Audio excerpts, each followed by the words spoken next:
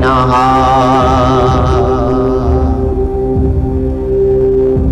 कामदं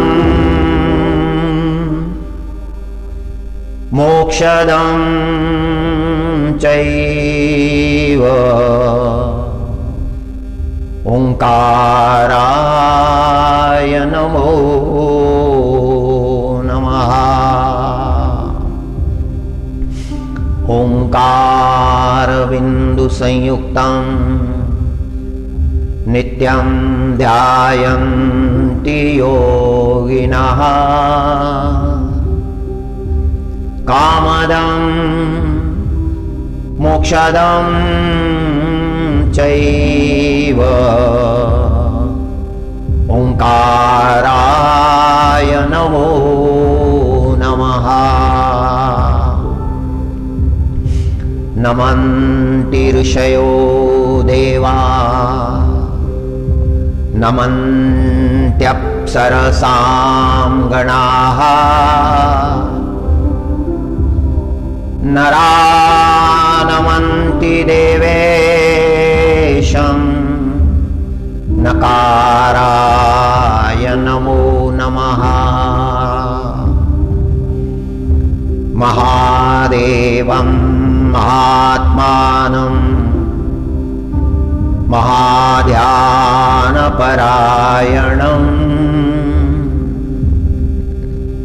महापापहरं देवं मकाराय नमो नमः। शिवं शान्तं जगन्नाथं लोकानुग्रहकारकं शिवमेकपदं नित्यं शिकाराय नमो नमः।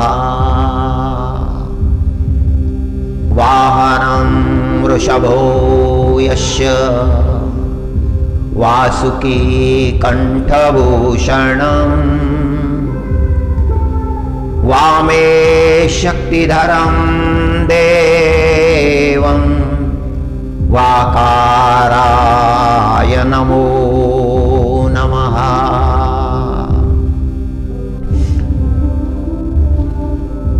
यत्र यत्र स्थितो देव सर्वव्यापी महेश्वर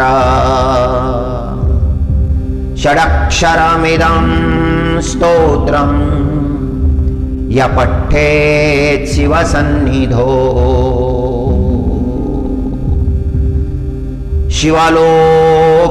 शिवलोकमवाप्नोति शिवेन सह मोदते इति श्री रुद्रयामले उमा महेश्वर संवादे शिव षडक्षर स्तोत्रं संपूर्णम्। ओम नमः शिवाय। ओम नमः शिवाय। ओम नमः शिवाय। ओम शन्नो मित्र शन्वरुणः शन्नो भवर्तयमा शन्न इंद्रो बृहस्पति शन्नो विष्णुरुक्रमाः नमो ब्रह्मणे नमस्ते वायो त्वमेव प्रत्यक्षं ब्रह्मासि त्वमेव प्रत्यक्षं ब्रह्म वदिष्यामि ऋतं वदिष्यामि सत्यं वदिष्यामि तन्मामवतु तदवक्तारमवतु अवतु माम् अवतु वक्तारम् ॐ शान्ति शान्ति शान्तिः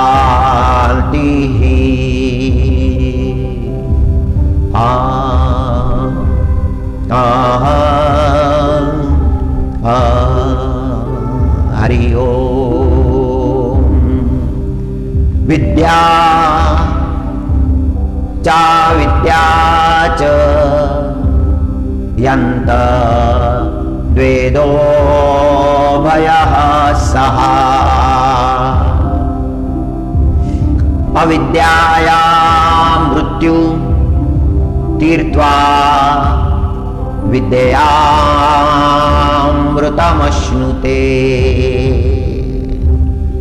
ईशावास्य उपनिषद का विचार है, मनुष्य को दोनों का ज्ञान होना चाहिए, विद्या का भी ज्ञान होना चाहिए, अविद्या के बारे में भी सब ज्ञात होना चाहिए।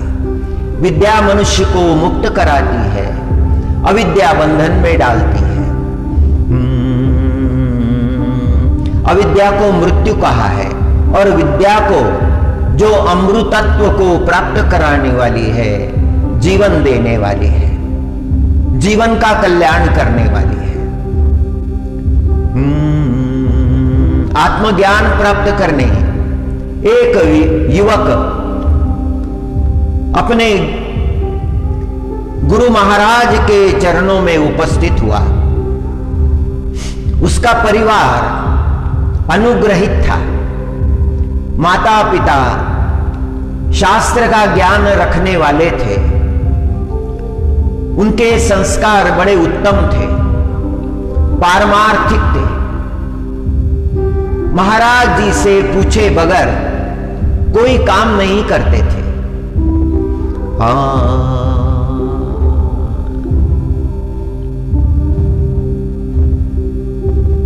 माता पिता का ये दुर्भाग्य था कि वो अपने पुत्र को संस्कार नहीं दे पाए। आस पड़ोस के जो युवक थे, उनके संस्कार इनके पुत्र पर भी पड़े थे। कुसंस्कार कहने चाहिए, घरों में सद्संस्कार, अच्छे संस्कार दिए जाने चाहिए। माता पिता को अपनी संतति को अच्छे संस्कार देने के लिए स्वयं प्रयत्न करने चाहिए। विद्यालयों में उन्हें प्राप्त होंगे या नहीं होंगे, इसके बारे में संदेह है। उनके मित्र जो जिस परिवार से आते हैं, क्या वो संस्कारित परिवार है, पारमार्थिक परिवार है, भक्तों का परिवार है, इसके बारे में सोचना चाहिए। समाज में घूमते घूमते, समाज के अन्य लोगों के संपर्क में आते आते उनके विचारों का प्रभाव जो संपर्क में आया उस पर पड़ते हैं। यह युवक जो गुरु शरण हुआ, परिवार के संस्कार, माता पिता के संस्कार वो ग्रहण नहीं कर सका। मित्रों के साथ रहते रहते उन मित्रों जैसी ही उसकी विचारधारा हो गई। उसका खान पान भी बिगड़ गया, उसका रहन सहन भी बिगड़ गया। माता पिता को नमस्कार की बात तो दूर है, वह प्रेम से दो शब्द भी नहीं बोलता था। आते जाते माता पिता का अपमान करता था, अनाधिकारी था।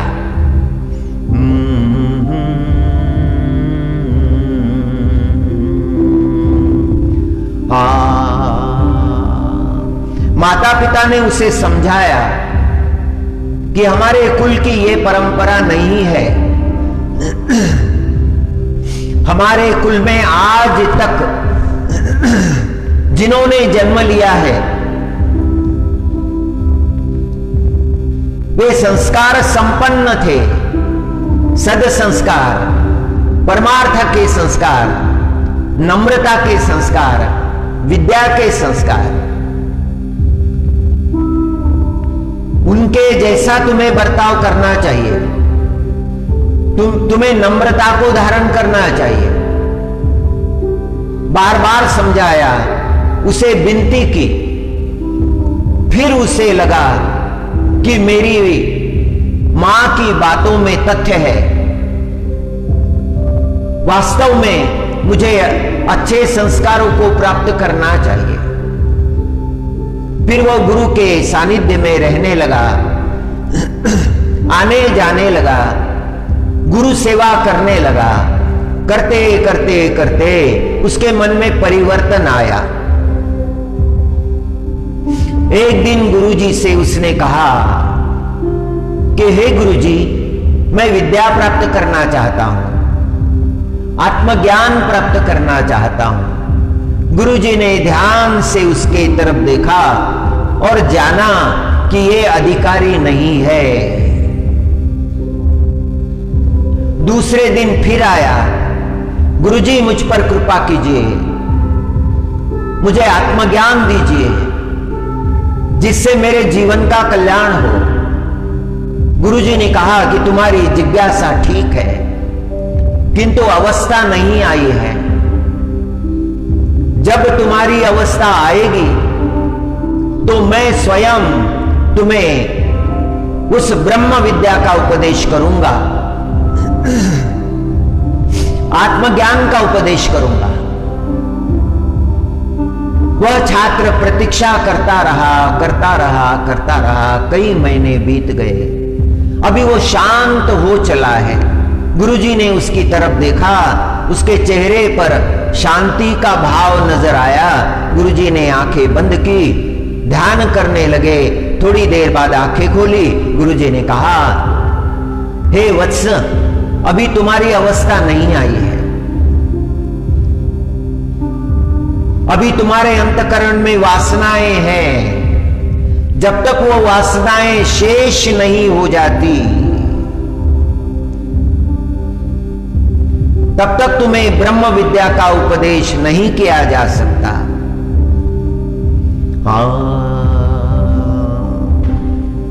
वह जिद करने लगा।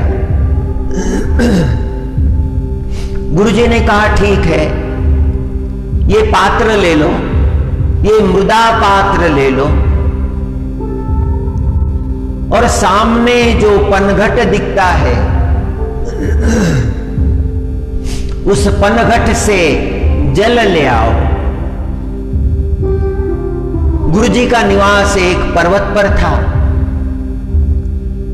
जल लाने के लिए नीचे उतरना था। युवक धीरे धीरे नीचे उतरा, पनघट पर गया। वहां पर एक सुंदरी जल भर रही थी। गुरुजी ने जल लाने भेजा है। मन में तो यही विचार थे कि गुरुजी के लिए जल ले जाना है, गुरुजी कृपा करेंगे, ब्रह्म ज्ञान की प्राप्ति होगी, मेरा जीवन भी सफल होगा। यही विचार चल रहे हैं। विचारों को बदलने में देर नहीं लगती। जैसे पनघट पर गया, वहां सुंदरी को देखा, सुंदरी से जल मांगा। सुंदरी ने मृदा पात्र भर दिया। अब जल लेकर वापस आना था, वह भूल गया। सुंदरी के पीछे पीछे उसके घर गया। सुंदरी के पिता ने देखा कोई युवक बेटी के पीछे आ रहा है। वो द्वार पर चले गए और उसे रोक दिया। सुंदरी भीतर चली गई। सुंदरी के पिता ने पूछा कि तुम कौन हो, कहां से आए हो, आने का क्या प्रयोजन है। और युवक ने उत्तर दे दिया, आपकी कन्या बहुत सुंदर है, मेरा गोत्र ये है, मेरे माता पिता ये है। माता पिता का नाम सुनते ही सुंदरी के पिता को आनंद हुआ। उन्होंने कहा कि वे हमारे बिरादरी से हैं, जाति गोत्र सब मिलता है। युवक ने कहा कि मैं आपकी बेटी से विवाह करना चाहता हूं। सुंदरी के पिता ने स्वीकार कर लिया, विवाह हो गया। अभी वह संसार मार्ग में लगा है, समय बीत रहा है। गुरु ने पानी लाने के लिए भेजा था, वह भूल गया है, कर्तव्य भूल गया है, गुरु आज्ञा को भूल गया है। कई साल बीत गए, 3 पुत्रों की प्राप्ति हुई। अभी संसार में मग्न है, लौट कर गया ही नहीं।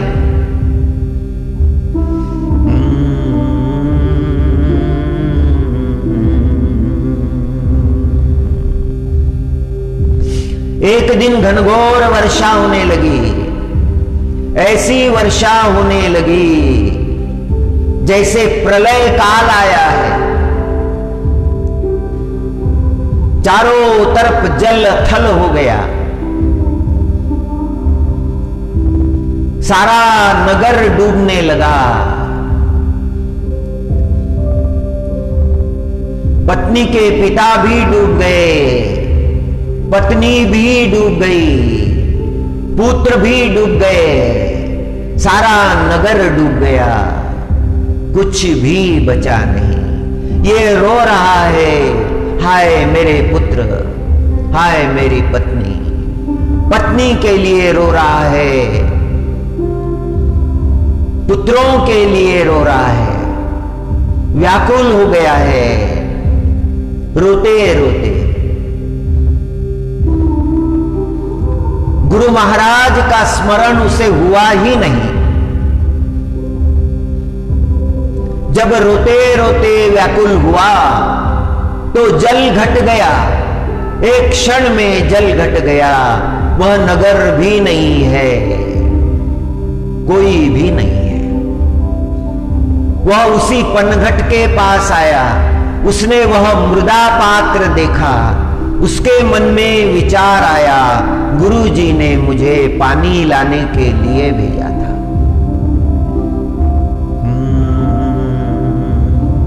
मृदा पात्र लेकर लौट आया, गुरुजी के चरणों में मृदा पात्र रख दिया। गुरुजी जल लेकर आया हूं। गुरुजी ने कहा, इतनी देर लगा दी, इतने समय कहां रहे। उसके आंखों से आंसू छलछलाए। उसने कहा, गुरुजी आपने ठीक कहा था, मैं अनाधिकारी हूं, ज्ञान प्राप्त करने का पात्र नहीं। मैं मोह माया में फंस गया था। संसार की माया सब भुला देती है। मैं आपको भूल गया था, आपकी आज्ञा को भूल गया था। अब पीछे मुड़कर देखता हूं, वह नगर भी नहीं है, वह सुंदरी भी नहीं है, वो जो पुत्र हुए थे वो भी नहीं है, कुछ भी नहीं है। जो नहीं है उसमें मैं अटक गया था। गुरुजी के चरणों में युवक ने दंडवत किया। गुरुजी ने कहा, पात्रता के बिना यदि ज्ञान दिया जाए तो उस ज्ञान का मोल नहीं होता है। आत्मज्ञान तुम्हें प्राप्त करना है तो पहले साधक बनना पड़ेगा, साधना करनी पड़ेगी, स्वयं को साध लेना पड़ेगा। संसार की आसक्ति बंधन में डाल देती है। हरे कृष्णा हरे कृष्णा हरे कृष्णा। आसक्ति के कारण जीव बंधन में पड़ जाता है।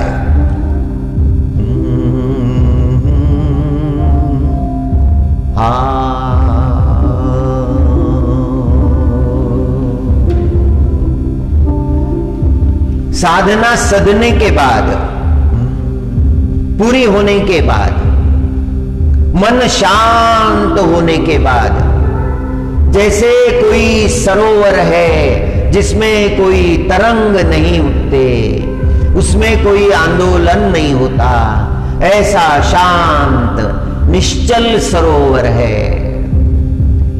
ऐसा मन जब हो जाता है तब उसे विद्या दी जा सकती है।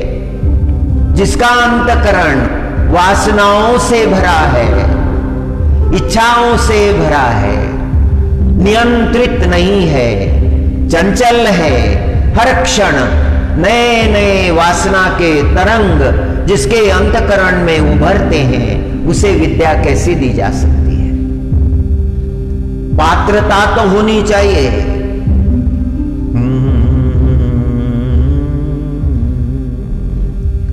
जब वो अपने आप को जानने की अवस्था में आ जाता है, तब उसे आत्मज्ञान दिया जा सकता है। फिर वह दिया हुआ ज्ञान फलित होता है। मनोबुद्धि अहंकार चित्ता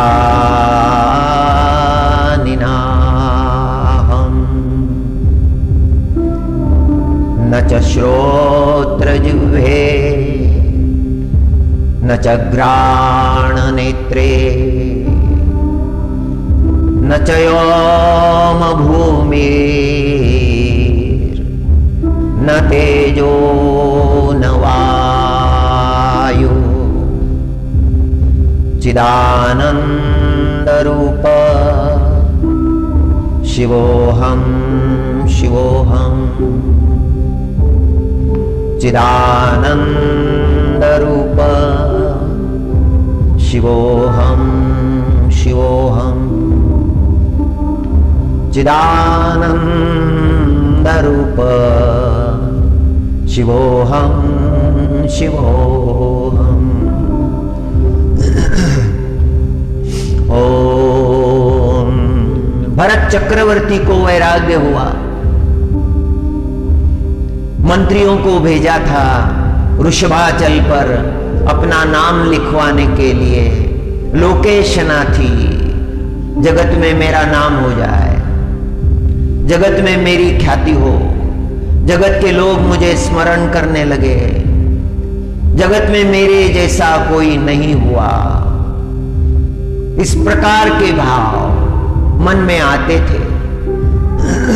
मंत्री लौट आए, मंत्रियों ने उत्तर दिया, महाराज जी 4 अंगुली स्थान भी वृषभाचल जैसे पर्वत पर नहीं है। वहां नाम लिखे हुए हैं, बड़े बड़े लोग दुनिया में हुए हैं, उन्होंने अपने नाम लिखे हैं। किसी का नाम मिटाकर आपका नाम लिखना हमें अच्छा नहीं लगा, इसीलिए हमने नहीं लिखा। हम लौट आए। भरत चक्रवर्ती को वैराग्य हो गया, जिसने सारा संसार जीत लिया था, सारे संसार को जीतने वाला भरत चक्रवर्ती, उसे वैराग्य हो गया। तपश्चर्या करने के लिए नेपाल देश में गंडकी नदी के किनारे तपश्चर्या करने गया। उसे लगने लगा कि अभी उसकी अवस्था आ रही है, बस मुक्त होने के लिए केवल 2 कदम ही चलना है, 2 कदमों के बाद मुक्ति है। वैराग्य धारण किया था। कैसा वैराग्य? क्षुधा शांति के लिए वृक्ष का फल तोड़कर ग्रहण नहीं करता था। जो नीचे गिरा हुआ फल है उसी को पा लेते थे। इतना वैराग आसपास में बहुत नहीं देखते थे। देखने से विचार आते हैं। जो संसार को देखता है उसके अंतःकरण में संसार आ जाता है। अजामिल का पतन देखने से ही हुआ था, दृष्टि से ही पतन हुआ था। देखा हुआ दृश्य अंतःकरण में चला जाता है। उस दृश्य का अंतःकरण चिंतन करता है। किसी सज्जन को देखो तो सज्जन के विचार मन में आते हैं, किसी दुर्जन को देखो तो दुर्जन के विचार मन में आते हैं। मन विचार करने लगता है, इसीलिए देखते ही नहीं थे। ऐसा वैराग्य, दृष्टि पर भी नियंत्रण, सारे इंद्रियों को जीत लिया था।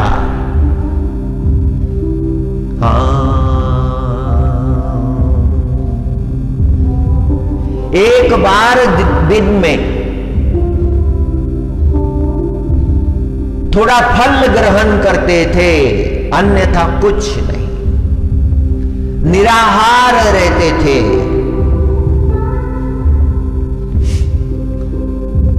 भगवान चिंतन करते थे, ध्यान में रहते थे।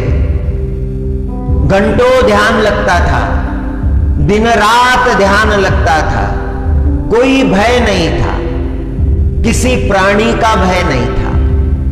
घास की एक छोटी सी कुटिया बना रखी थी, उसमें बैठकर ध्यान। इतना बड़ा राजा, सारी पृथ्वी का राजा, और उसने ऐसा वैराग्य धारण कर लिया।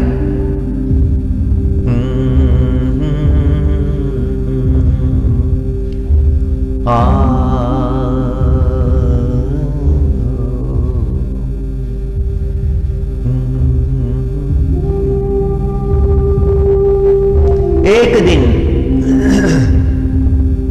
संध्या करने के लिए गए। त्रिकाल संध्या करते थे। ब्रह्म मुहूर्त में उठकर गंडकी नदी में स्नान करते थे, संध्या करते थे। दोपहर के समय संध्या करते थे, शाम के समय संध्या करते थे। कोई मिलने आता नहीं था, किसी से मिलते नहीं थे, मौन धारण कर लिया था। अंतिम समय में तप बढ़ना चाहिए। जीवन में भोग बढ़ते हैं, योग नहीं बढ़ता। सारे भोग छूट जाए, जीवन में भोग ही ना रहे, वह मनुष्य योगी बन जाता है। भरत जी महाराज के सारे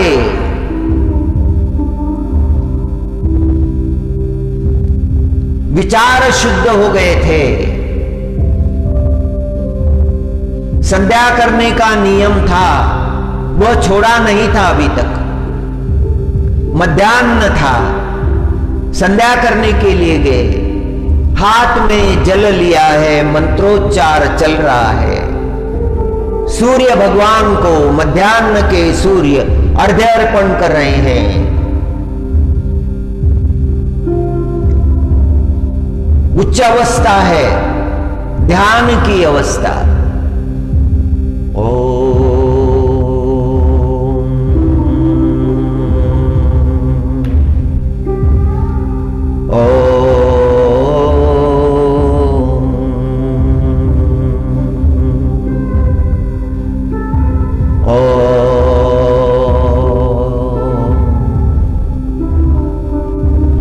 कहीं से झाड़ी में से निकलकर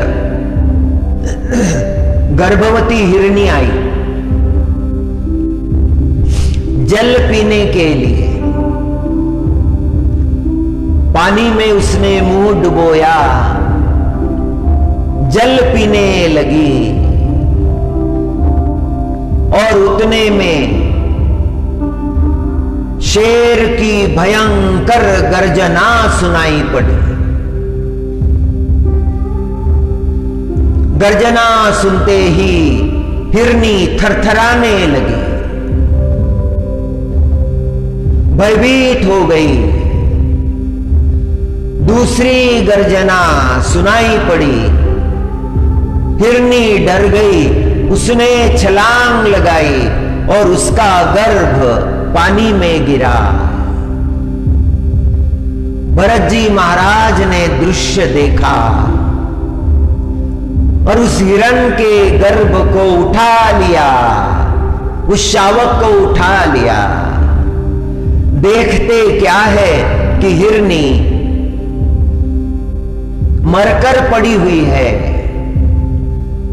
शेर की गर्जना सुनते ही हिरनी मरकर पड़ी हुई है। अब मन में विचार आया, इस शावक का क्या होगा। उस शावक को ले आए, अपने कुटी में रखा। फिर मन में विचार आया, ये भूखा होगा, ये तो तृण भी नहीं खा सकता, इसे तो दूध चाहिए। गांव गया। भरत जी महाराज जो गांव निकट पड़ता था, वहां गए, वहां के लोगों ने स्वागत किया। ये वही महात्मा है जो गंडकी नदी के किनारे तपश्चर्या करते हैं। भरत महाराज ने दूध मांगा। एक मृदा पात्र में गांव के लोगों ने दूध दे दिया। भरत महाराज दूध लेकर आए, हिरण के शावक को दूध पिलाने लगे। उसके पास बैठकर ध्यान लगाने लगे। अब ध्यान हट गया है। बीच बीच में आंखें खोलकर उस शावक को देख रहे हैं। कई दिन बीत गए, हर दिन जाते हैं, गांव से मृदा पात्र में दूध लेकर आते हैं, हिरण को पिलाते हैं, हिरण की देखभाल करते हैं, उसके अंगों को सहलाते हैं। जिस चक्रवर्ती भरत राजा ने पत्नी को छोड़ा था, पुत्रों को छोड़ा था, राज्य को छोड़ा था, सारे ऐश्वर्य भोग को छोड़ा था, वही राजा हिरण की ममता में फंस गया, आसक्ति में फंस गया। ममत्व बांध लेता है। ममत्व के कारण लोग रोने लगते हैं। आसक्ति रुलाती है, आसक्ति बंधन में डाल देती है। ममत्व के बंधन रेशम के बंधनों से भी कोमल होते हैं। उन बंधनों को तोड़ने की हिम्मत बलवान पुरुष में भी नहीं होती।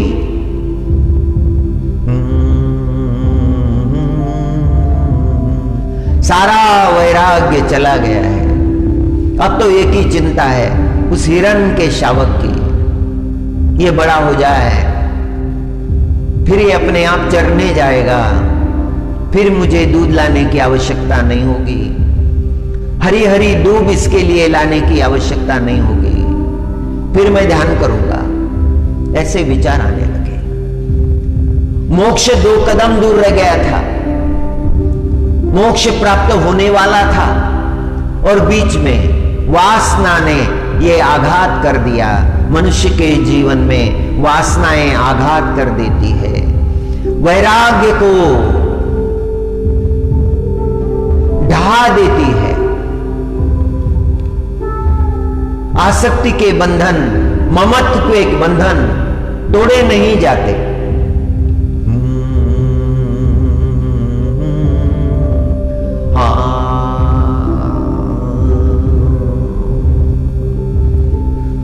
हरि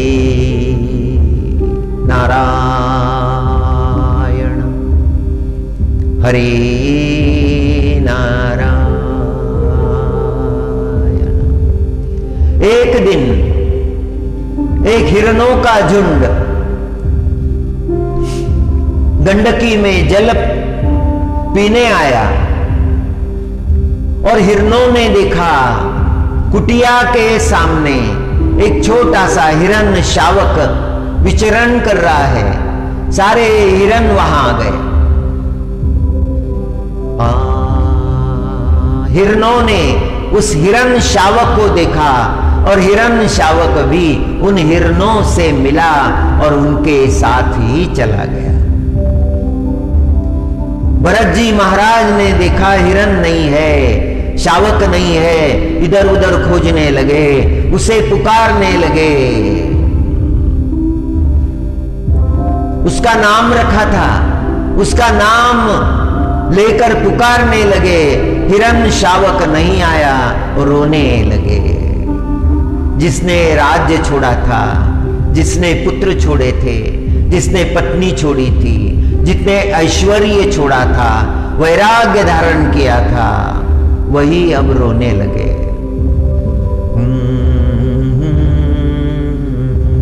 रोते रोते देह का त्याग कर दिया और अंत में जो मति होती है वही जीव की गति होती है। अंत में जो चिंतन है, अगला जन्म उसी के अनुसार होता है। भरत महाराज का फिर हिरण के रूप में जन्म हुआ। पूर्व जन्म का ज्ञान था, पूर्व जन्म में जो तपश्चर्या की थी उसका ज्ञान था।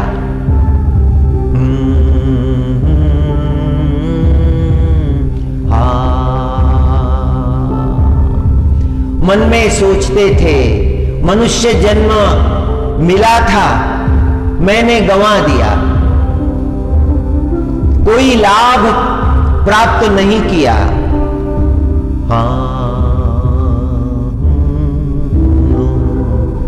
मनुष्य जन्म तो बार बार नहीं मिलता, जिसे मिला है उसे जानना चाहिए। दुर्लभ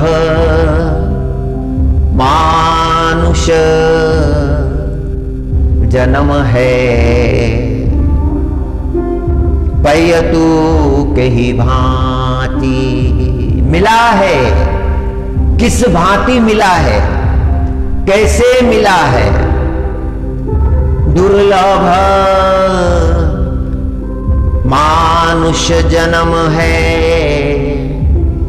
पयतु के ही भांति। वृंदावन के एक संत ने गायन किया है, वीतरागी संत, तपस्वी संत ध्रुवदास जी महाराज, जिन्होंने जन्म भर वृंदावन धाम में निवास किया, यमुना जी के किनारे जो तपश्चर्या करते थे। उनका वचन है,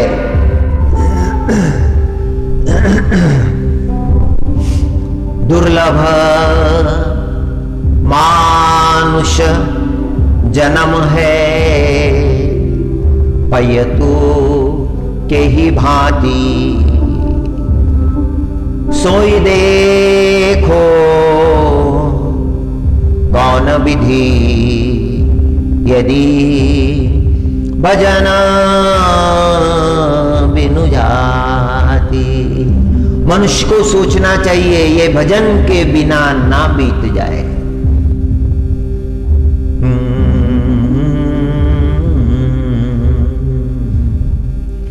बीत गई उमरिया भजन बिना रे, बीत गई उमरिया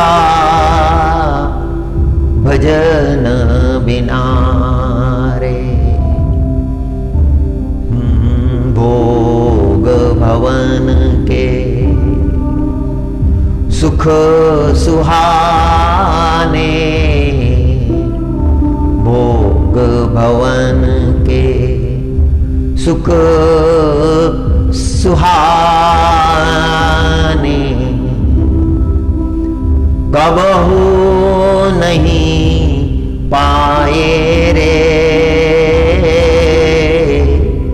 कबहू नहीं पाए रे। भोग से मन भरा नहीं, भोग मिले ही नहीं, भोग की आशा में जीवन बिता दिया। ये भी गया वो भी गया, ना तो परमार्थ मिला ना तो संसार मिला, ना इधर के रहे ना उधर के रहे। भरत चक्रवर्ती रो रहे थे हिरण के शावक के लिए। उस हिरण के लिए ममत्व अपने अंतकरण में निर्माण हो गया था, ममत्व ने बांध लिया था। राज्य की, ऐश्वर्य की, पत्नी की, पुत्रों की किसी भी ऐशना ने नहीं बांधा था, अभी तो हिरण की ममता ने बांध दिया।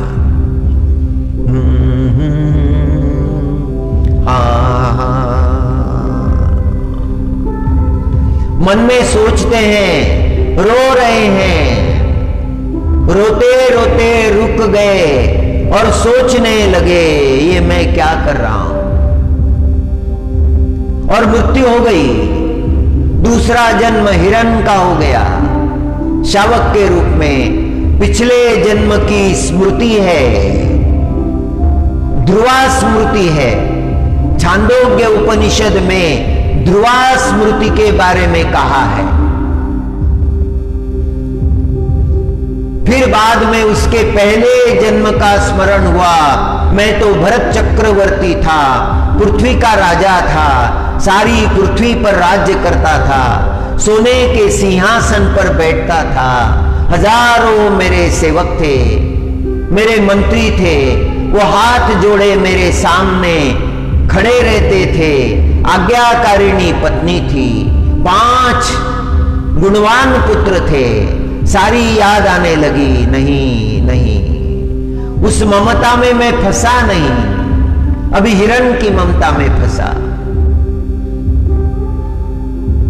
वैराग्य धारण किया हुआ था। माता हिरणी देखती थी कि ये पेड़ का पत्ता नहीं खाता है, हरा पत्ता तोड़कर नहीं खाता है, वृक्ष से गिरकर जो पत्ता सूख गया है वही खाता है। मां ने पूछा, हे शावक, इस तरह से तुम बड़े कैसे होंगे? इस तरह से तुम सूखे पत्ते खाओगे तो शक्तिहीन रह जाओगे।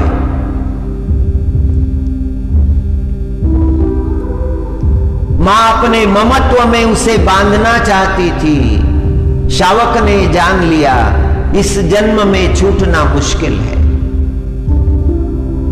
एक दिन गंडकी नदी के जल में जाकर बैठ गया, संकल्प लेकर अभी यहां से उठना ही नहीं है, और जल में बैठा रहा। कुछ काल बीत गया, उसने देह त्याग कर दिया और फिर एक ब्राह्मण कुल में, अंगिरस गोत्र के एक ब्राह्मण कुल में उसका जन्म हुआ।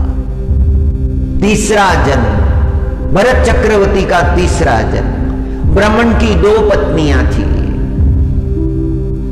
ब्राह्मण को पहली पत्नी से 9 पुत्र थे, कर्मकांडी पुत्र थे, पराविद्या से विमुख थे। दूसरी पत्नी से 1 पुत्र और एक कन्या हुई, यमज, जुड़वा।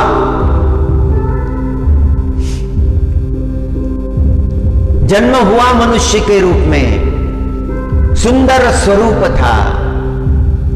ब्राह्मण ने पुत्र का नाम रखा भरत। सबने पूछा, भरत नाम क्यों रखा? ब्राह्मण ने कहा, भरत चक्रवर्ती जैसा दिखता है। ब्राह्मण बड़ा ज्ञानी था, उसने शास्त्र पढ़े थे, भरत चक्रवर्ती के जीवन के बारे में जानता था। इसीलिए पुत्र का नाम भरत रखा। भरत बड़ा होने लगा, बोलता नहीं था। सब कहने लगे ये तो गूंगा है, ये बहरा है, यह सुनता नहीं है, यह बोलता नहीं है।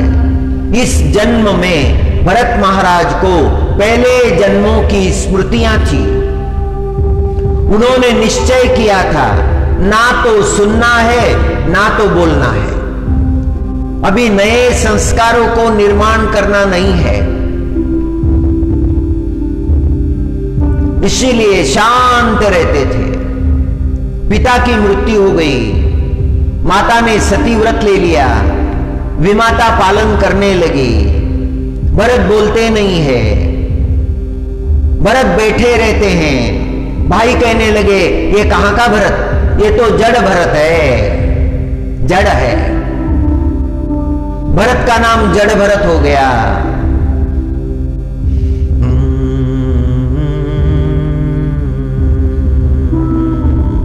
मां ने एक दिन कहा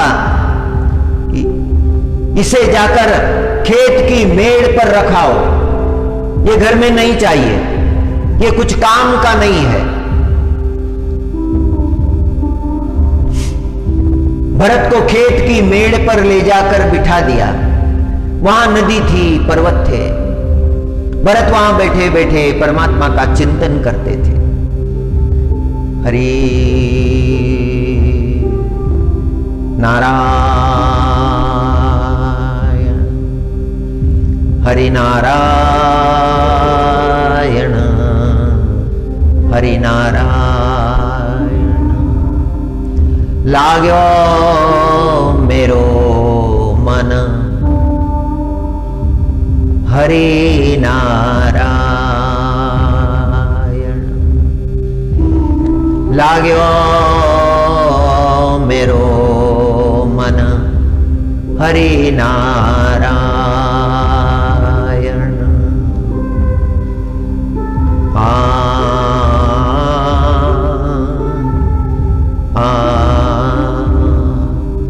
आशा छूटी, तृष्णा छूटी, आशा छूटी, तृष्णा छूटी। घुल गयो मन, हरि नारायण। घुल गयो मन, हरि नारायण। माता ने बचा खुचा भोजन भेजा, विमाता ने बचा खुचा भोजन भेजा। भरत जी के सामने भोजन रखा हुआ है, पंछी आ रहे हैं, उस बचे खुचे भोजन के अंश ग्रहण कर रहे हैं। भरत जी महाराज देखते हैं और फिर मन में सोचते हैं कि यहां से उठ जाना है, यहां से दूर चले जाना है और वहां से उठकर मेड़ पर दूर जाकर बैठते हैं। परमात्मा चिंतन में मग्न है और उसी समय घटना घटती है। सुंदर है प्रसंग, श्रीमद् भागवत के 5वें स्कंद में आया है। विज्ञान का स्कंद है 5वां स्कंद। बड़ी वैज्ञानिक बातें, बड़ी मार्मिक बातें 5वें स्कंद में है। सृष्टि रचना के रहस्य 5वें स्कंद में आए हैं।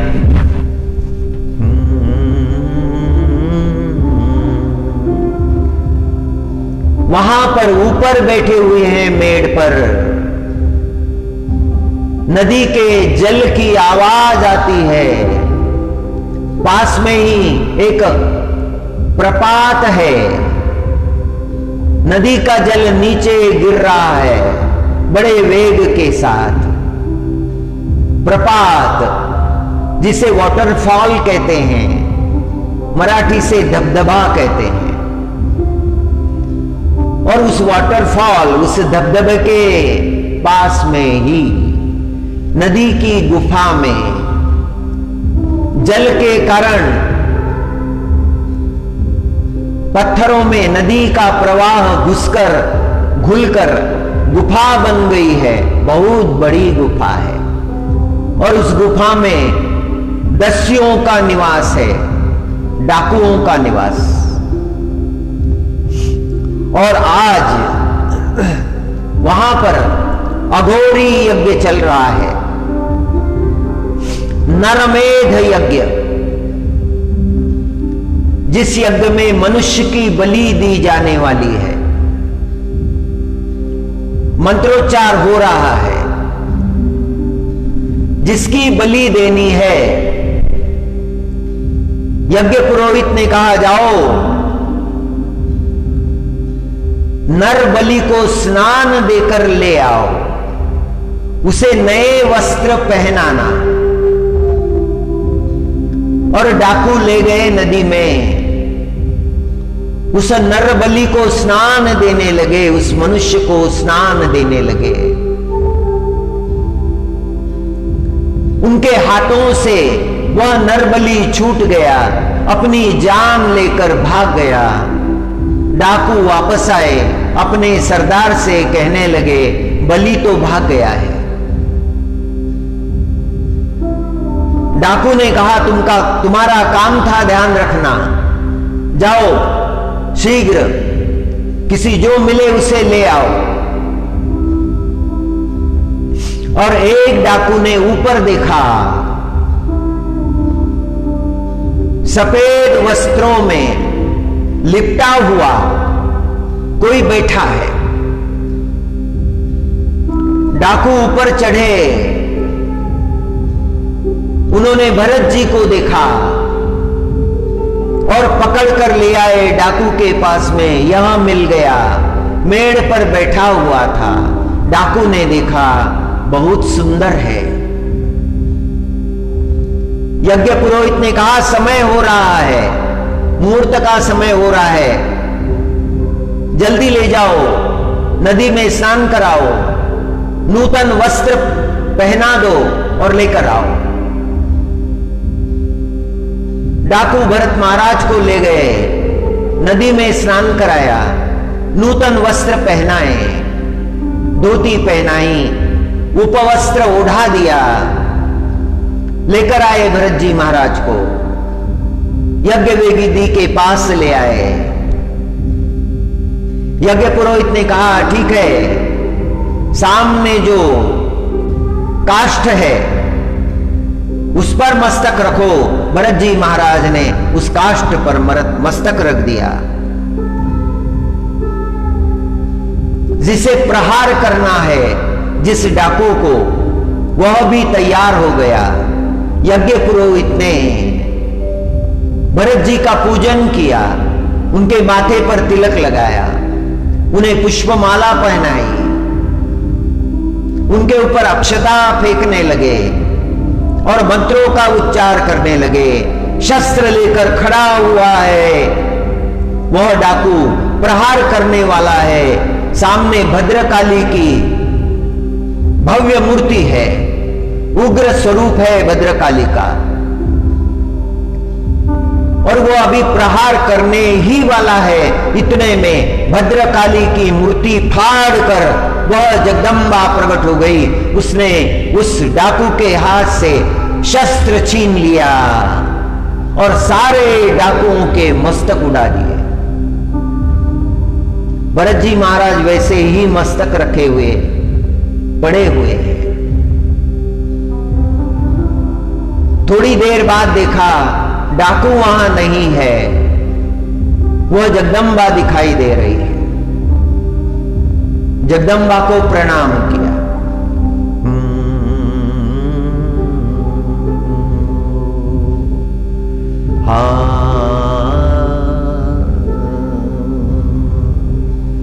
हरि हरि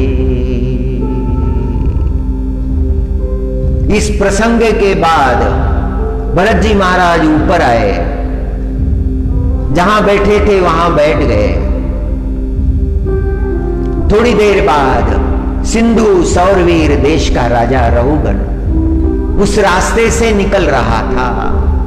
बड़ा ज्ञानी था, सत्संगी था, ज्ञान का अभिमान था उसे।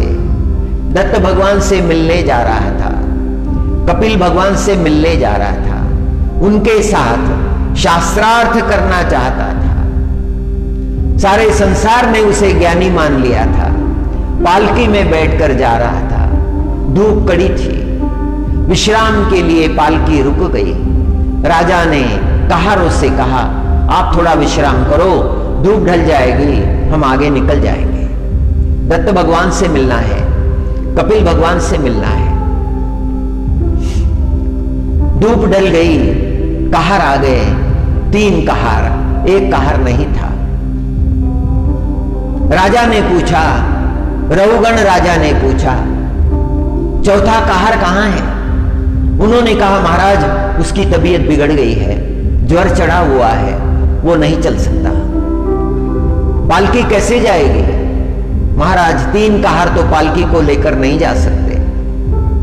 ठीक है, जाओ ढूंढो, कोई मिल जाएगा। वो ढूंढने के लिए गए, भरत जी महाराज को देखा, पकड़ कर ले आए, महाराज मिल गया।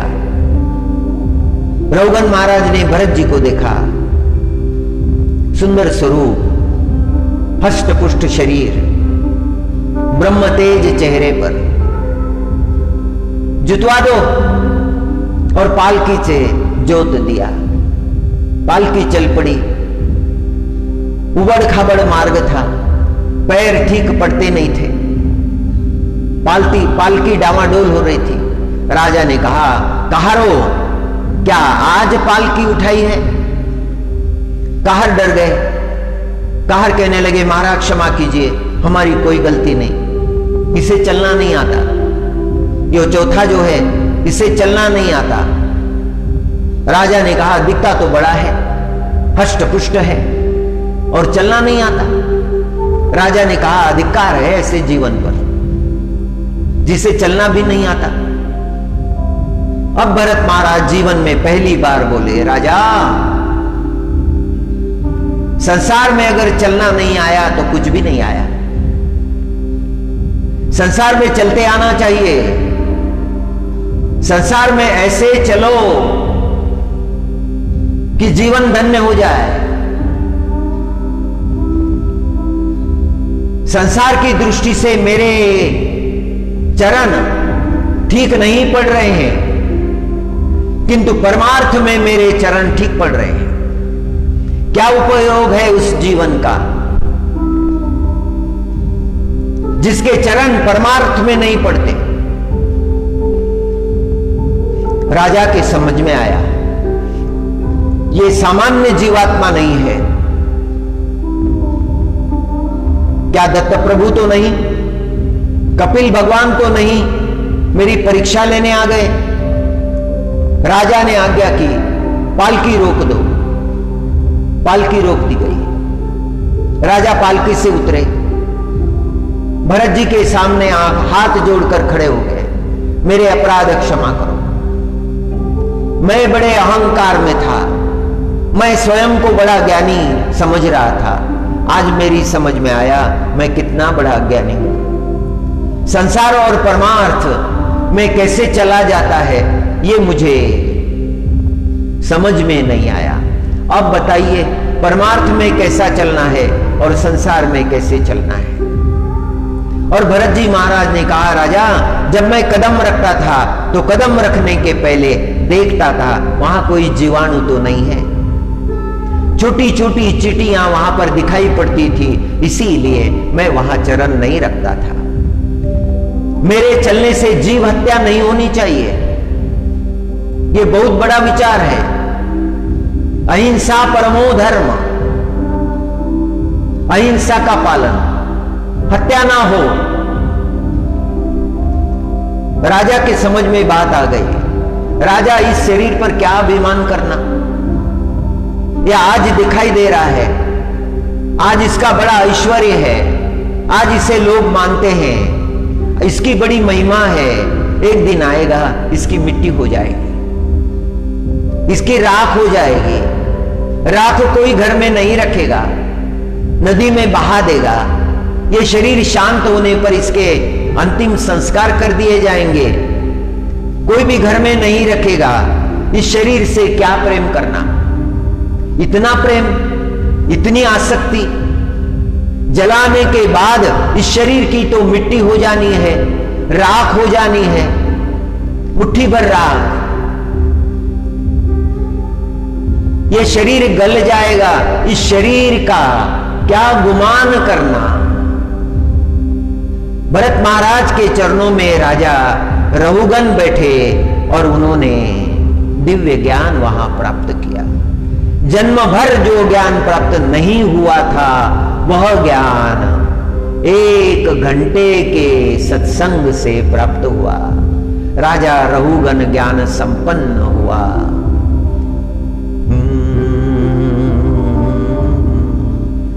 तेरा नाम लेकर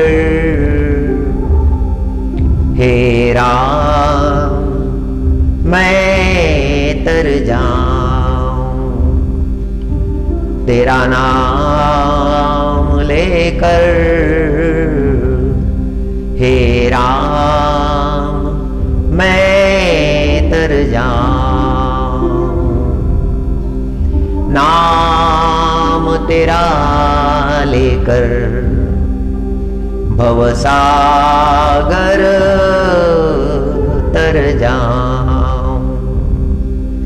हे राम हे राम, भगवान का नाम लेकर मैं तर जाऊं।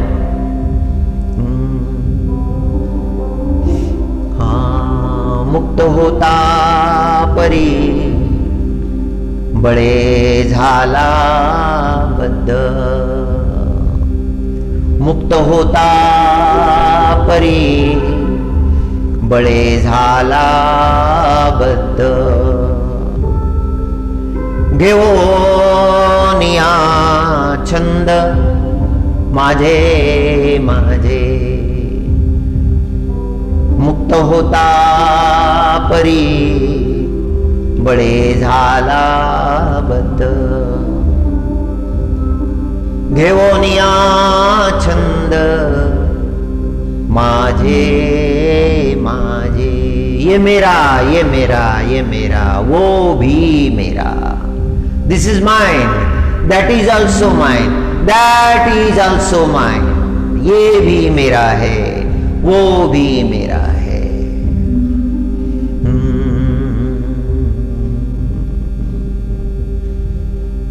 मेरा मेरा कहते कुछ नहीं मेरा।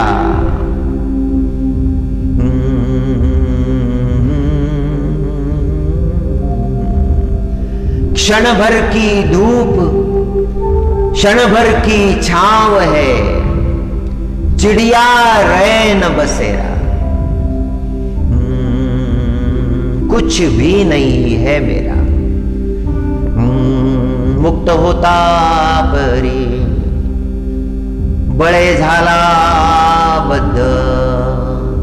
जबरदस्ती वासनाओं के जाल में अटक गया, आसक्ति के बंधनों में बंध गया, ममता की डोरी से बंध गया।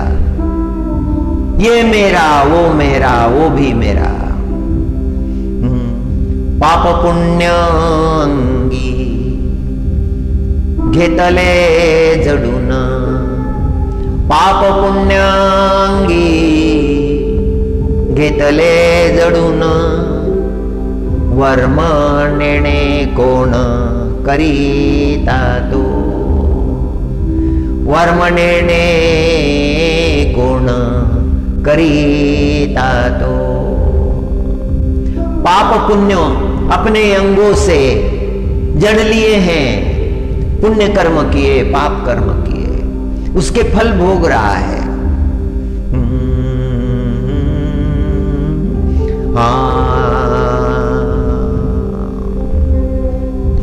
छांदोग्य उपनिषद में कहा है आहार शुद्धो सत्व शुद्धो, सत्व शुद्धो आहार शुद्धो, सत्व शुद्धि सत्व शुद्धो ध्रुवा स्मृति। सात्विक आहार ग्रहण करना चाहिए। आहार के 3 प्रकार भगवत गीता में बताए हैं। पहले छांदोग्य उपनिषद का श्लोक पूरी तरह से सुन लेते हैं। आहार शुद्धो सत्व शुद्धो, सत्व शुद्धो ध्रुवा स्मृति। स्मृतिर्लंबे सर्वग्रंथीनां विप्रमोदा तस्मै मुदिना। कषायाय तमस्पारं दर्शयनि भगवान सनत्कुमार स्कंद इत्याचक्षते, स्कंद इत्याचक्षते। सनकादि मुनीश्वरों की वाणी है, जो साक्षात नारायण भगवान के अवतार है। सनकादि मुनीश्वर नारद भगवान को उपदेश करते हुए कहते हैं आहार शुद्धो। आहार शुद्ध होना चाहिए, आहार अशुद्ध नहीं। अशुद्ध आहार के अशुद्ध परिणाम होते हैं। जैसा मनुष्य आहार लेता है वैसे ही उसका मन बन जाता है। आहार से मन बनता है, आहार से विचार बनते हैं, आहार से भाव बनते हैं। जो सात्विक आहार ग्रहण करता है उसके विचार शुद्ध हो जाते हैं, पवित्र हो जाते हैं। दया करुणा परोपकार की भावना उसके अंतःकरण में होती है। आहार शुद्धो सत्व शुद्धि सत्व शुद्धो ध्रुवा स्मृति ही। उसे अविचल स्मृति प्राप्त हो जाती है। शुद्ध बुद्धि, उसकी स्मरण शक्ति जो है वो प्रखर हो जाती है। जड़ता नहीं आती उसकी बुद्धि में। राजसिक आहार यदि लो तो उग्रता बढ़ती है, क्रोध बढ़ता है, स्वार्थ बढ़ता है, क्रूरता बढ़ती है। तामसिक आहार यदि लो तो तामसिकता बढ़ती है। हमें इतना सोचने की आवश्यकता नहीं, हम केवल सात्विक आहार के बारे में ही बात करेंगे। सनकादि मुनीश्वर नारद भगवान से कहते हैं हे नारद, आहार का परिणाम मनुष्य के विचारों पर होता है, इसीलिए आहार शुद्ध होना चाहिए, पदार्थ शुद्ध होने चाहिए, शुद्धता से सिद्ध करने चाहिए। बनाने वाली जो मां है उसने पूरी शुद्धता के साथ उसे बनाना चाहिए। भगवान की दृष्टि यदि उस पर पड़े, उसको निवेदित यदि किया जाए तो वो शुद्ध हो जाता है। परमात्मा के चरणों में निवेदन। ओम ब्रह्मार्पणम ब्रह्म हवि ब्रह्माग्नो ब्रह्मणाहुतम ब्रह्मैव तेन गंतव्यम ब्रह्म कर्म समाधिना। ओम शांति शांति। ओम हरि नारायण हरि नारायण हरि नारायण। तैत्रीय उपनिषद में अन्न से संबंधी, अन्न का महात्म्य बताने वाला एक श्लोक है जिसने हमने सुना था। कुछ दिनों पहले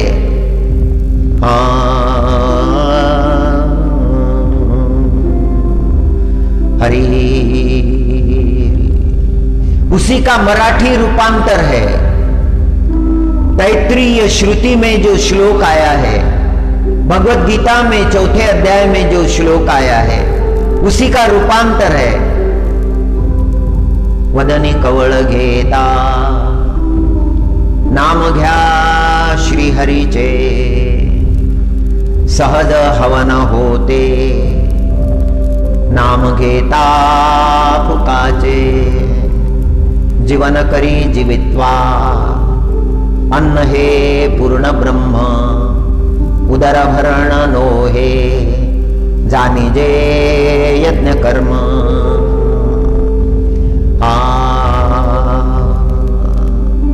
आहार शुद्धो सत्वशुद्धि, सत्वशुद्धो ध्रुवामति निश्चलमति। सात्विक आहार ग्रहण करने से वह पदार्थ शुद्ध हो और शुद्ध पदार्थ को शुद्धता से सिद्ध किया जाए, शुद्धता से परोसा जाए, फिर ग्रहणकर्ता के अंतःकरण में शुद्ध विचार आते हैं। किसी असंत का बनाया हुआ प्रसाद यदि संत को दिया जाए तो उस प्रसाद का परिणाम संत पर गलत हो जाता है। संत को सावधान रहना चाहिए। आहार शुद्धो सत्वशुद्धि, सत्वशुद्धो ध्रुवामति निश्चलमति, डगमगाने वाली नहीं। उसके व्रत का कभी लोप नहीं होता है। जिसका आहार शुद्ध है, जो शुद्ध आहार को ग्रहण करता है, सारी शुद्धता का पालन करता है, उसका व्रत कभी लोप नहीं होता। किसी क्रोधी व्यक्ति का, किसी अधर्मी व्यक्ति का बनाया हुआ पदार्थ यदि कोई सात्विक व्यक्ति ग्रहण करे तो उसके स्वभाव पर उसके परिणाम होते हैं। इसीलिए आहार का शास्त्र है। स्मृति लंबे सर्वग्रंथीनां विप्रमोक्षस्तस्मै मुदितः।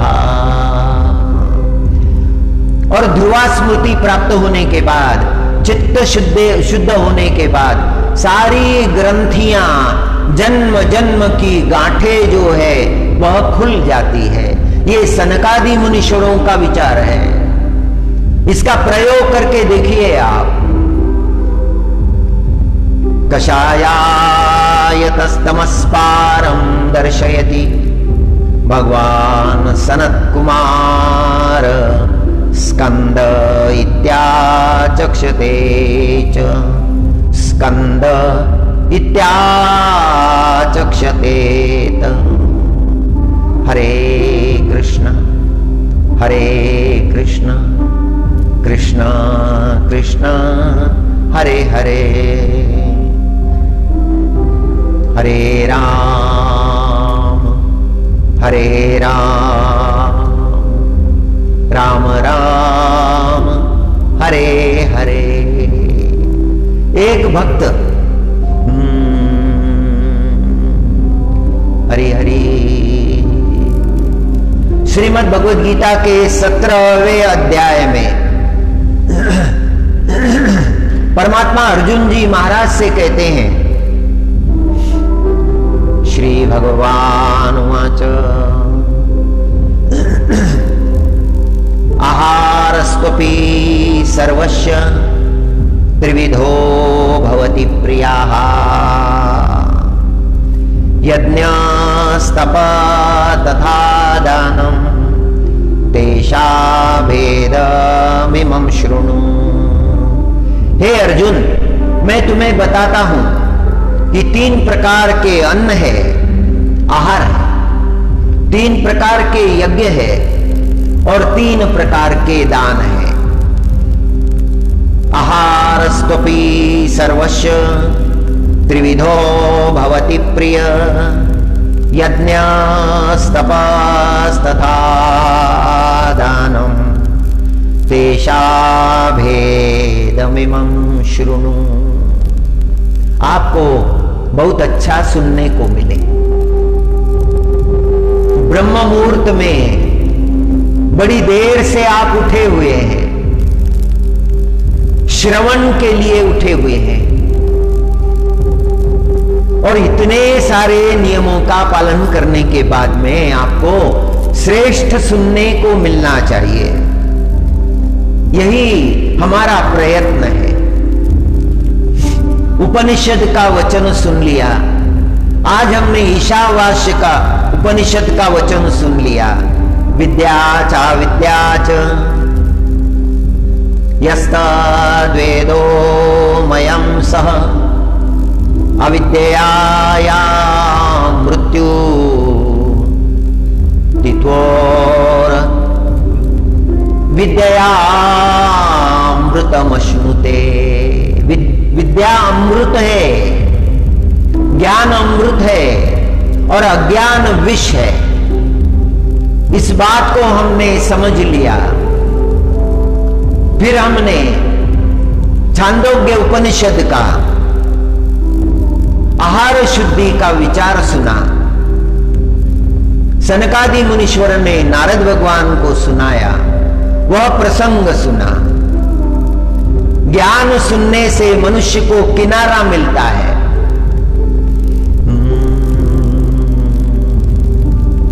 मनुष्य पार हो जाता है।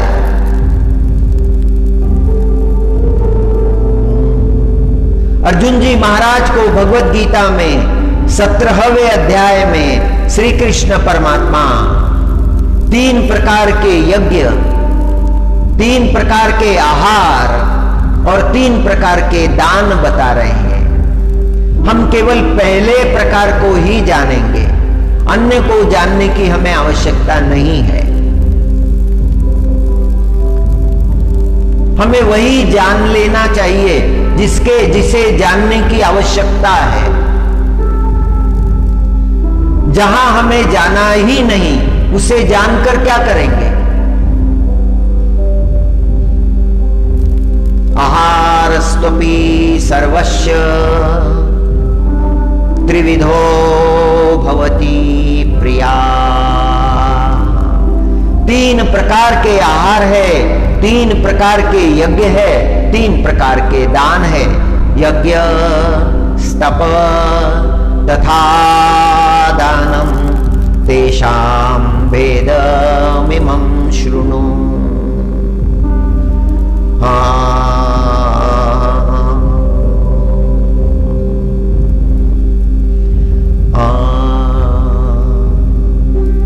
सात्विक भोजन, राजसिक भोजन, तामसिक भोजन, बहुत समझाने की आवश्यकता नहीं। जो रोज सुन रहे हैं उनके समझ में बात आ गई है। वैसे 3 प्रकार के यज्ञ, सात्विक यज्ञ, राजसिक यज्ञ, तामसिक यज्ञ। वैसे दान भी 3 प्रकार का, सात्विक दान, राजसिक दान, तामसिक दान। केवल सात्विक का ही विचार हम करेंगे। आयु, सत्व, बलारोग्य, सुख, प्रीति, विवर्धना। जो भोजन लेने के बाद में मनुष्य के आयु में वृद्धि होती है, आयु बढ़ती है।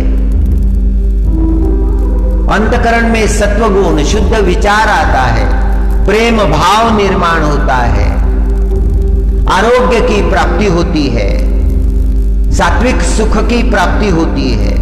अंतकरण में सबके लिए, जगत के लिए प्रेम का विवर्धन होता है। प्रीति विवर्धना। और कैसा है वह भोजन? रसपूर्ण है। रस्या स्निग्धा स्थिरा हृदया आहारा सात्विक प्रिया, मुख में रखते ही मधुर लगने लगता है, स्निग्ध है, जिह्वा को आनंद देने वाला है।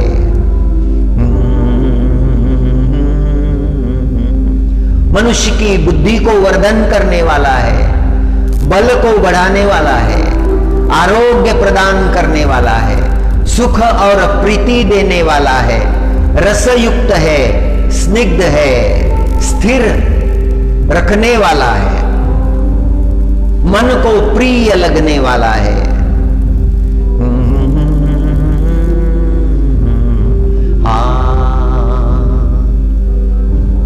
नारायण हरिनारायण। एक बहुत बड़े वैज्ञानिक हुए थे जिनका बड़ा नाम है। विज्ञान के क्षेत्र में उन्होंने बड़ा काम किया है। द थ्योरी ऑफ इवोल्यूशन, उत्क्रांतिवाद का सिद्धांत जिन्होंने जगत को दिया और उसकी बड़ी गंभीर चर्चा हुई, उसके बारे में हमें कुछ बोलना नहीं है, आवश्यकता भी नहीं है, किंतु उनका एक वचन विचार करने जैसा है। चार्ल्स डार्विन, उन्होंने कहा था, tell me the food of the animal and I will tell you his behavior। मुझे उस प्राणी का भोजन बताइए, वो कैसे बर्ताव करेगा, यह मैं बता देता हूं। ये विचार, ये बड़ा विचार है।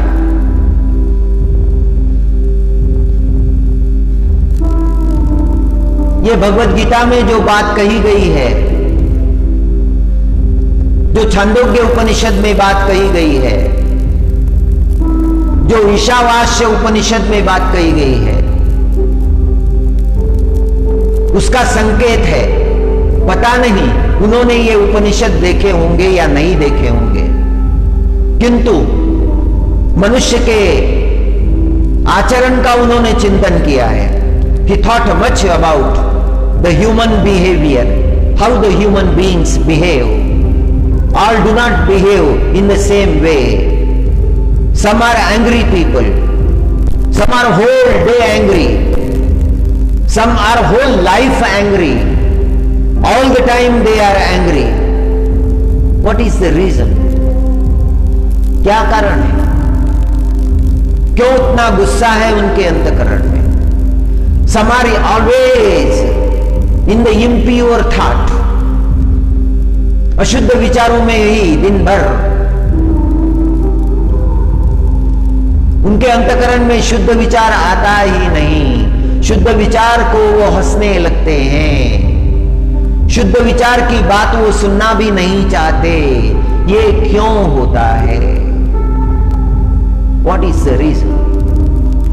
वो जो आहार लेते हैं उसका परिणाम उन पर होता है कट, वम्ल, उष्ण, उग्र आहार लेते हैं, इसीलिए स्वभाव में उग्रता आ जाती है। वह शांत समदर्शी नहीं हो पाते, उन्हें कितना भी समझाओ वो नहीं मानते। चार्ल्स डार्विन ने कहा था, tell me the food of the animal and I will tell you his behaviour. उसका स्वभाव कैसा है, वह कृति कैसे करता है, ये मैं आपको बता दूंगा यदि आप मुझे उसका भोजन बताएंगे।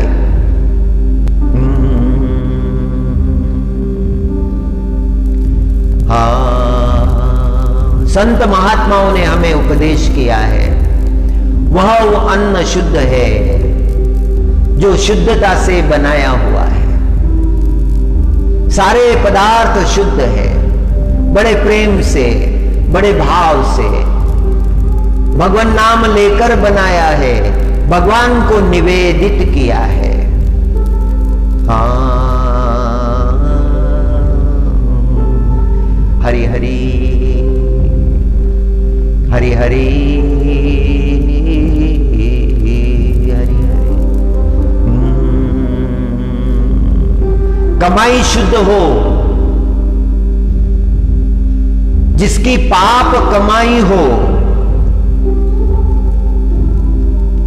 दूसरों का छल करके, दूसरों का निवाला छीनकर, दूसरों को बर्बाद करके जो कमाई करता है,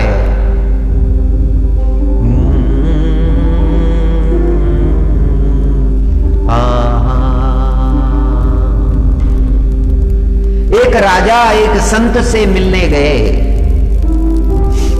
और अपना ऐश्वर्य बताने लगे। मेरा राज्य बहुत बड़ा है, मेरा ऐश्वर्य बहुत बड़ा है। महात्मा जी ने पूछा, प्रजा के लिए क्या करते हो? राजा उत्तर नहीं दे पाया। राजा प्रजा के लिए कुछ भी करता नहीं था, प्रजा का शोषण करता था, प्रजा का धन, खेत की उपज छीन लिया करता था।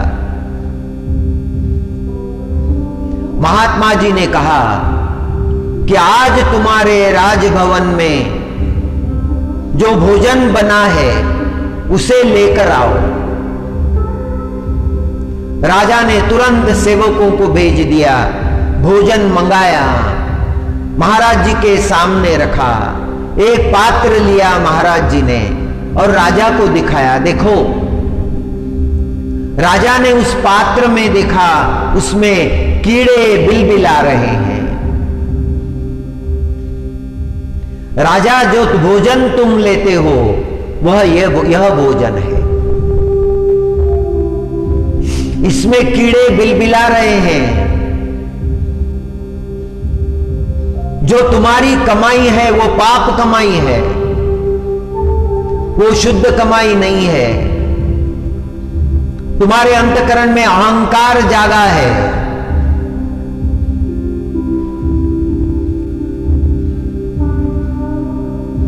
एक कीड़े का जीवन तुम बिता रहे हो। अपने कर्मों को देखो, बदल दो ये कर्म। जो प्रजा का है उस पर तुम्हारा अधिकार नहीं है, कभी भी मत खाना, तुम्हें भोगना पड़ेगा, तुम्हारी संतति को भोगना पड़ेगा। राजा ने दंडवत किया महात्मा जी के चरणों में, और उस दिन के बाद राजा ने प्रजा के धन को कभी स्पर्श भी नहीं किया। राजा अपना कर्तव्य जान गया। ये तो संत ही समझा सकते हैं, ये दृष्टि तो संत की ही होती है। एक दूसरा राजा, उस राजा ने एक पंडित जी से कहा कि पंडित जी, हमारे घर भोजन पाने के लिए आइए। और पंडित जी ने कहा, जरूर आऊंगा।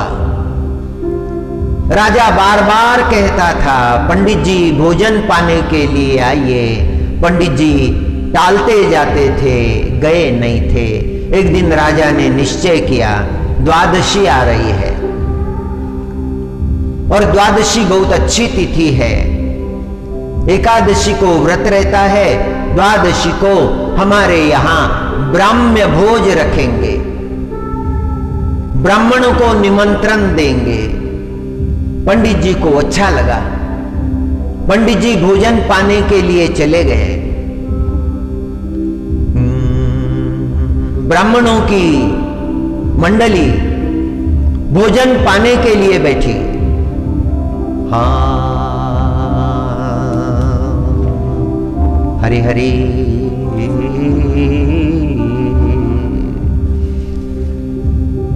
स्वादिष्ट भोजन परोसा गया।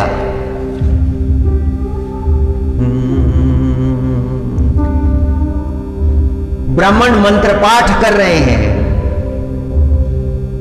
ऊर्ध्वमूलमदशाखम् अश्वत्थ्यं प्राहुरव्ययम् छन्दांसि यस्य पर्णानि यस्तं वेद स वेदवित् अधश्चोर्ध्वं प्रसुता तस्य शाखा गुणप्रवृद्धा विषयप्रवालाः अधश्च मूलान्यनुसन्ततानि कर्माणुबन्धीनि मनुष्यलोके न रूपमस्येह तथोपलभ्यते नान्तो न चादिर्न च सम्प्रतिष्ठा अश्वत्थमेनं सुविरूढमिं मूलम् असङ्गशस्त्रेण दृढेन चित्वा ततः पदं तत्परिमार्गितव्यं यस्मिन् गता न निवर्तन्ति भूयः तमेव चाद्यं पुरुषं प्रपद्ये यतः प्रवृत्ति प्रसूता पुराणी।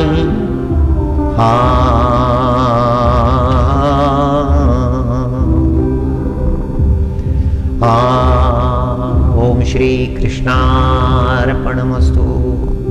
15वें अध्याय के पहले 4 श्लोक।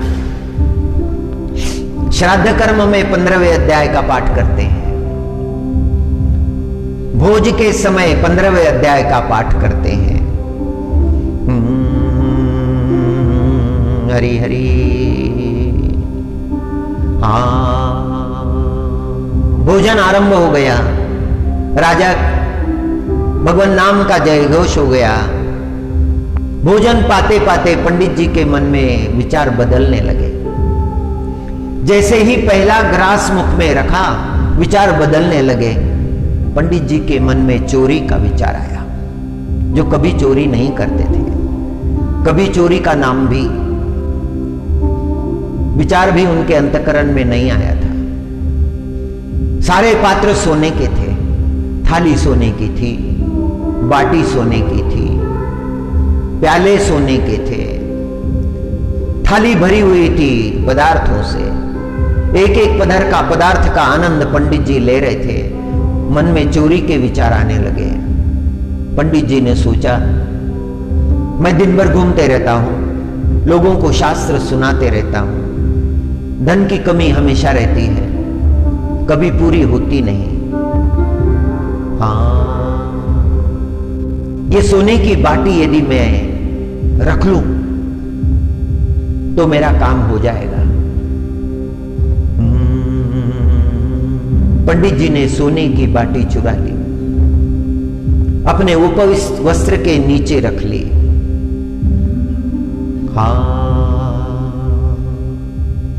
भोजन पूर्ण हुआ। राजा को आशीर्वाद दिए गए। राजा ने वस्त्र दिए, अलंकार दिए, भेंट अर्पण की। भेंट लेकर पंडित जी घर आए। पंडितानी को कहा कि भीतर चलो, एक वस्तु दिखानी है। भीतर चले गए। पंडितानी को बाटी दिखाई सोने की, बड़ी सी बाटी सोने की। पंडिताई ने देखी, स्पर्श नहीं किया। पंडिताई ने कहा कि नहीं, मैं स्पर्श नहीं करूंगी। कहां से लाए हो? पंडित जी ने सारा वृत्तांत बताया। पंडिताई कहने लगी, अभी जाओ, लौट जाओ, उस राजा से कहो कि ये तुम्हारी सोने की बाटी, इस बाटी को रख लो। तुम्हारे कर्म अच्छे नहीं है, तुम लूट कर तुमने धन कमाया है, चोरी करके तुमने धन कमाया है, विश्वासघात से तुमने धन कमाया है। तुम्हारा धन अशुद्ध है। तुम्हारा धन इतना शुद्ध है कि मेरे जैसा पंडित तुम्हारे भोजन ग्रहण करते ही चौर्य कर्म के भाव से भर जाता है, चोरी का कर्म करता है। तुम्हारा शुद्ध कर्म नहीं है, यह महापाप है। पंडितानी बड़ी विद्वान थी, विदुषी थी, शास्त्र को समझती थी, शास्त्रों का पालन करती थी। वैसे ही पंडित जी को पंडिताई ने भेज दिया। राजा से मिले पंडित जी, जो पत्नी ने कहा था वो सब सुना दिया। वो सोने की बाटी उनके सामने रख दी, हाथ जोड़े लौट कर आए। पत्नी ने कहा कि तुम्हारा धर्म भ्रष्ट हो रहा था, कहां का भोजन लेना चाहिए और कहां का नहीं, इसका विचार तो तुम्हारे अंतःकरण में होना चाहिए। किसी अपात्र व्यक्ति का कोई धन लेने से मनुष्य को उसका दंड भोगना पड़ता है, उसका दुख प्राप्त होता है, पुण्य क्षीण हो जाते हैं। जो भी हो वो हमारी कमाई का हो, शुद्ध हो, भले ही कम हो, जिसमें हमारे जीवन का कल्याण नहीं है उसका ग्रहण करना योग्य नहीं।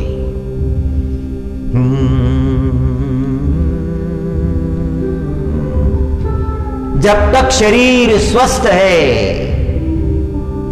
जब तक शरीर में बल है, तब तक ही परमार्थ हो सकता है। तरुण अवस्था में परमार्थ करना चाहिए, आरंभ करना चाहिए। वृद्ध अवस्था आते आते वह परमार्थ परिपक्व हो जाता है। एक एक दिन, हर कदम आगे बढ़ाना चाहिए। ये बुढ़ापे का काम है, बाद में कर लेंगे, ऐसा कभी हुआ नहीं, होगा नहीं। पाप कर्मों में लिप्त रहने वाला बुढ़ापे में शुद्ध कहां होगा, कैसे होगा? उसे जन्म देने के लिए उसकी जननी ने जो कष्ट उठाए हैं वे सब विफल हो गए हैं। एक पाप को जन्म देने वाली वह जननी है।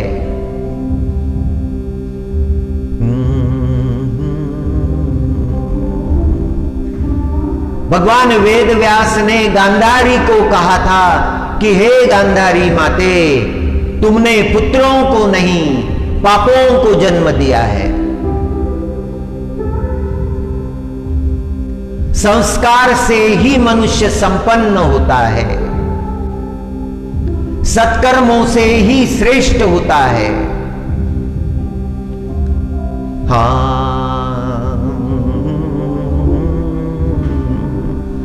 हरे हरे हरे बिनु मीत नहीं को तेरे।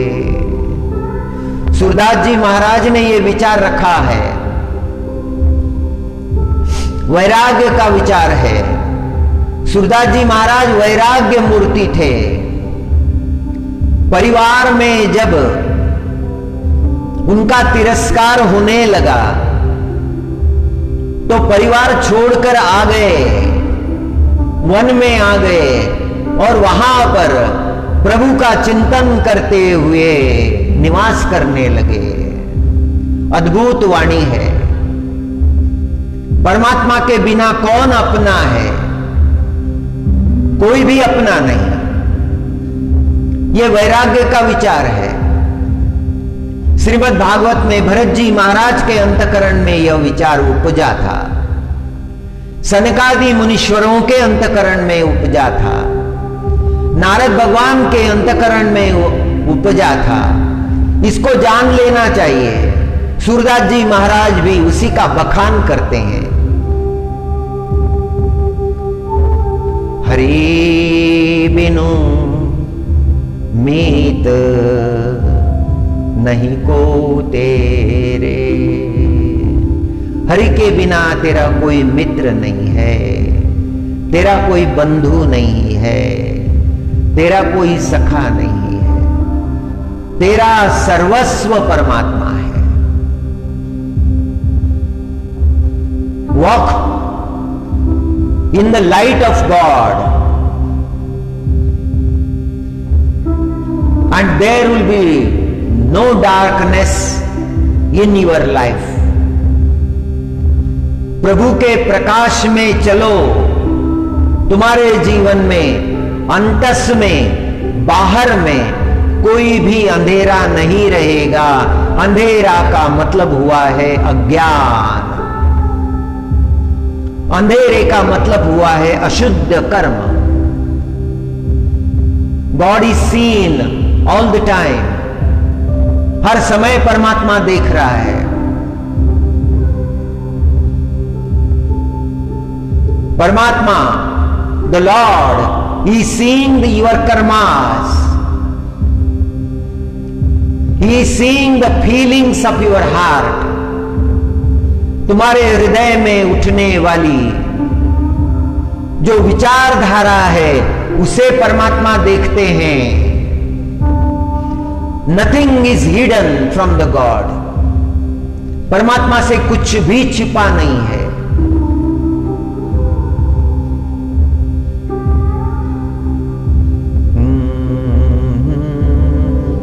पुराने लोग कहते थे अच्छे कर्म करो, परमात्मा को मुंह दिखाना है। उजले मुख से जाना है परमात्मा के पास।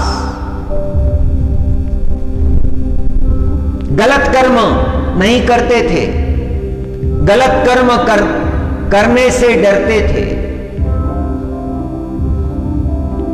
किसी का धन नहीं लेते थे, मुझे क्या नरक जाना है। मोह उनके अंतकरण को स्पर्श नहीं करता था। उनके अंतकरण में सद्बुद्धि का प्रकाश हमेशा रहता था। हरि बिनु मीत नहीं को तेरे। सूरदास जी महाराज ने तो घोषणा कर दी कि हरि के बिना तुम्हारा कोई मित्र नहीं है। सुनि मन कहो पुकारी तो सो। हे मन, मैं तुम्हें पुकार पुकार कर कहता हूं, सुनि मन कहो पुकारी तो सो। हो भजी गोपाल ही मेरो। मेरा तो केवल गोविंद है, मेरा कृष्ण कन्हैया है। हे मन, तेरा और कोई नहीं है, तू गोविंद का नाम ले, गोविंद को पुकार।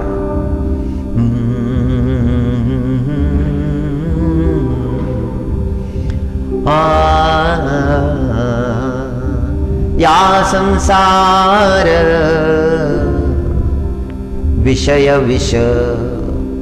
इस संसार में विषयों का विषय। या संसार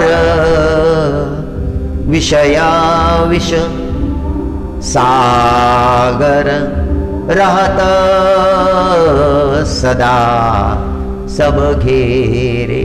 सबको अपने जीवन में ऐसे प्रसंग भोगने पड़ते हैं जब विषयों का विष उनके सामने प्रकट रहता है।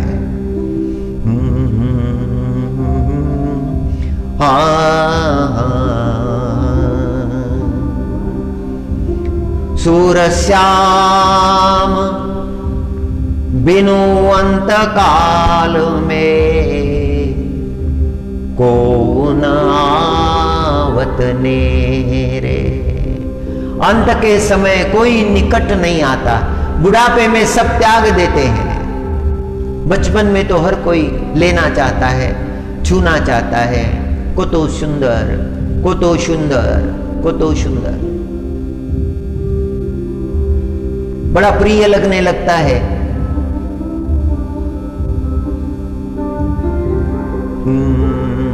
আমাকে দাও, কত সুন্দর, কত সুন্দর, এত সুন্দর। कितना सुंदर, कितना सुंदर, इतना सुंदर। बचपन में हर कोई लेना चाहता है, बुढ़ापे में कोई छूना नहीं चाहता। राम राम राम राम राम राम। कितनी गंदगी है। क्या रूप था, तरुण अवस्था में क्या महिमा थी, कैसा चलना था, कैसा बोलना था। गले में अलंकार, हाथ में अलंकार, अंगुलियों में मुद्रिकाएं। लोग जी हुजूर करते थे, बहुत मानते थे। अब क्या हो गया? अब तो अंग सड़ने लगे हैं, मुख से लार टपकने लगी है, दुर्गंध आ रही है। कल ही बिछोना बदला था, आज गंदा हो गया। दुर्गंध, सारे घर में दुर्गंध है। हे भगवान, ये कब तक चलेगा?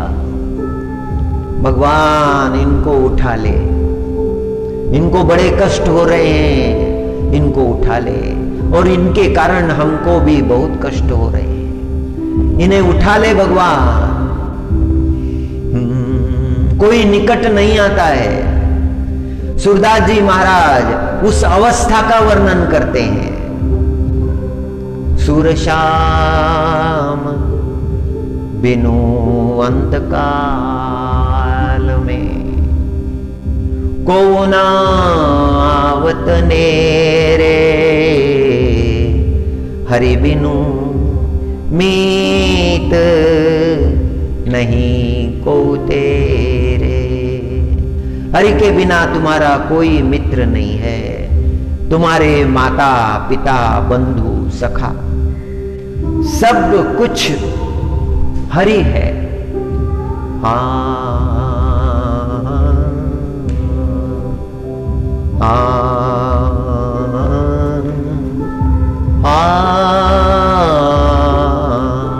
त्वमेव माता पिता त्वमेव, त्वमेव बन्धुश्च सखा त्वमेव, त्वमेव विद्या द्रविणं त्वमेव, त्वमेव सर्वं मम देव देव, त्वमेव सर्वं मम देव देव। परमात्मा सभी का कल्याण करे। भक्ति उपनिषद की ये चर्चा आज 72वें क्रमांक पर आई है। 108 पुष्पों की अर्चना हमें करनी है प्रभु के चरणों में। 108 पुष्प अर्पण करने हैं, हमारा चातुर्मास भी पूरा हो जाता है।